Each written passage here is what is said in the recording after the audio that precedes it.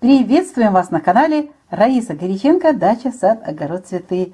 Вот уже август шагает по планете, и вот-вот нас ожидает, смотрите, 8.8, дата очень интересная, новолуние в 16:50. Ну а перед этим важным космическим событием будут несколько дней, которые можем использовать. Правда, они не полностью, но вот мы сегодня вам предлагаем агрогороскоп с 5 по 7 августа 2021 года. Это время убывающей Луны в знаке Рак. Ну и, как всегда, московское время. Вам легко будет определить свое собственное время своей страны, своего региона. Начинается убывающая Луна в знаке Рак 5 августа с 0 часов 17 минут и до конца суток. Затем 6 все 24 часа Луна будет находиться в знаке стихии воды, Рак, и с 7 до 10 часов 32 минут утра. Но видите, у меня здесь только записей интересных, пометок, они очень важны для того, чтобы распланировать все работы на эти дни. Итак, что мы можем сделать 5-го? Будем по числам, потому что вот этот день, 5 у нас весь световой день, можно работать и кучу дел сделать. Но давайте начнем. Посевы, как всегда-то, вопрос номер 1. Еще тепло, еще повторные посевы, и даже в теплице тоже сеют еще зеленушку. Ну, у кого отапливают теплицы, еще высаживают какие-то важные культуры. Ну, в данном случае корнеплодные можно успеть еще вырастить, и многие в теплицах выращивают и даже на продажу. Вот они и задают вопросы, что можно посеять и посадить. Можно, это убывающая Луна перед новолунием, хорошее время, продуктивное время, можно сеять дайкон, семена дайкона и черной редьки. Они получатся такими сочными, нежными, вкусными, но они не будут храниться. Поэтому вот меня спрашивали, можно ли в теплице. Да, можно, если у вас уже прохладный регион, и вы хотите еще получить урожай вот этих корнеплодов, конечно же, можно. Ну и можно в открытом грунте тоже южанам посеять семена вот этих корнеплодных растений и получить тоже хороший урожай. Далее у нас рассада всегда вопрос номер 1 и вопрос номер 2. Посевы и рассада. Да, можно высаживать рассаду, причем сейчас у многих уже есть хорошая рассада цветочных растений. Кто-то будет овощные высаживать в теплице. Высаживайте. Несмотря на то, что это убывающая Луна, рассаду можно высаживать в знаке Рак. Она не будет сильно тянуться, и очень хорошая корневая система будет, ну и будет хороший урожай. Вопрос номер 3 – это поливы и подкормки, потому что у нас до этого времени был знак Близнецы. Мы не поливали и, естественно, не подкармливали. Вот это сейчас пришло время, когда можно вместе с поливами подкормить. Причем поливы и под корень, и внекорневые подкормочки можно делать. Так как сейчас еще жарко во многих регионах, то лучше эту подкормочку делать по листьям, внекорневая. И сначала поливаем, а затем проводим подкормку. И все нормально получится, все будет хорошо. И это можно делать, кстати, ну, снова же у нас по времени.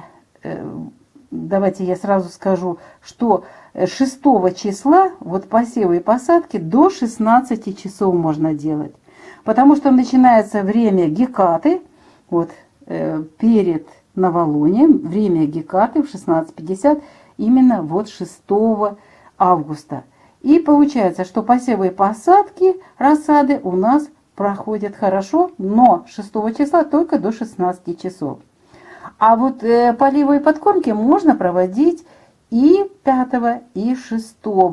Даже можно утром, рано утром, 7 поливы и подкормочки. Далее идет знак стихии огня, поливы бесполезные. Ну и подкормки тоже особо не будут действовать, но можно полить и рано утром еще по листьям рано-рано подкормочку сделать, если не сильно жарко.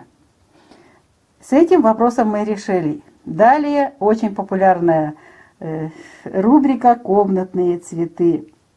Да, комнатные цветы у многих уже укорененные череночки разрослись, очень хорошо, хорошая рассада. Высаживайте, пересаживайте в это время, делайте перевалку в большие горшочки. Можно высаживать уже в отдельные домики, где будут расти постоянно комнатные растения. Это делайте, рассаду высаживайте. Поливы, подкормки очень актуальны, делайте это и по листьям, но лучше всего здесь у нас растения небольшие, поэтому в горшочек, под корень, поливы с подкормочками, все это организовываем. Сначала полив, а потом полив с подкормочкой. Но не забываем о защите, защита биопрепаратами, настоями различных трав. Белокрылка и паутинный клещ просто-напросто везде и всюду снуют, летают. Много всяких вредителей, кроме них тоже есть другие вредители, но вот от них нужно защищать наши растения, особенно комнатные. Идем в сад, а в саду посадка рассады земляники. Многие спрашивают, когда высаживать. Можно высаживать рассаду земляники. Очень хорошо получится корневая система, убывающая луна. Корневая система будет очень хорошо развиваться у земляники, клубники. Можно поливать и подкармливать растения в саду, и будет все хорошо, потому что в это время растения пьют воду, и, естественно, с водой идут питательные вещества к каждому листику, к веточке, каждой клеточке. Вот это то, что мы можем делать. А теперь то, что мы не можем делать, вот эти 2 дня, 5 и 6. О 7 поговорим отдельно. Итак, что нельзя делать? Ни в коем случае зеленые операции. Вы можете мне сказать, ну так ведь новолуние, но это же знак стихии воды. И вот эти дни, если делать зеленые операции, то есть обрезку зеленых частей, прищипка, обломка и сад, и овощные, и цветочные растения, вы можете занести в это время инфекции, различные споры грибковых заболеваний, и растения могут через время погибнуть, инфицироваться и заболеть. Пожалуйста, зеленые операции исключаем в знаках стихии воды и в знаке Дева, но в данном случае у нас стихия воды, поэтому пропускаем это время, хотя это новолуние. Следующий важный такой момент. Обращаю внимание на сбор урожая для хранения на зиму. Не копаем картошку, не собираем ни лук, ни чеснок. Если собирать в это время, в любом случае он начинает, этот продукт, портиться, гнить. Это время, когда очень много воды находится в продуктах. А вода всегда ведет к тому, что продукты быстро выходят из строя, портятся, и, естественно, мы теряем урожай. Далее, не консервируем в это время, раз мы не собираем, консервация получается, тоже взрывают часто банки.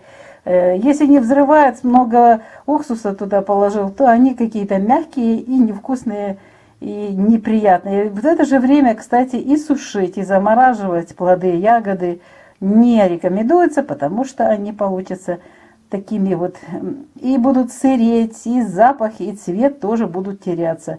Поэтому мы в это время пропускаем эти дни для заготовок на зиму. Ну и сбор семян тоже, пожалуйста, в это время учтите, не собираем семена. Любые, не цветочные, не овощные, не декоративные, любые семена мы не собираем. С 16:50 6 августа и 7 августа, смотрите, это время черной луны. Ни посевы не проводим, ни поливы. Поливы можно только рано. Высадка рассады тоже не проводится. Поливы уже во время, когда перейдет луна в знак Лев, после 10 часов 32 минут, тоже неэффективны. Они бесполезны. В это время растения не принимают воду. Это знак стихии огня.